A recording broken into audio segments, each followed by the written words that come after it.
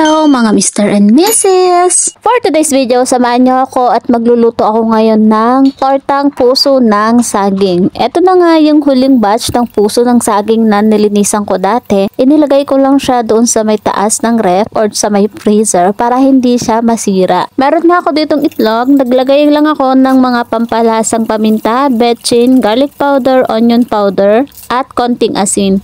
Hinalo-halo ko lang at isinalin sa mas malaking lalagyan para mas mabilis siyang ihalo pag inilagay ko na yung puso ng saging. Medyo frozen pa nga itong puso ng saging at kailangan natin siyang durug-durugin. Nakalimutan ko kasing i-defrost ng mas maaga. Syempre, hindi naman tayo perfecto kaya minsan nakakalimot na, sign of aging na rin siguro.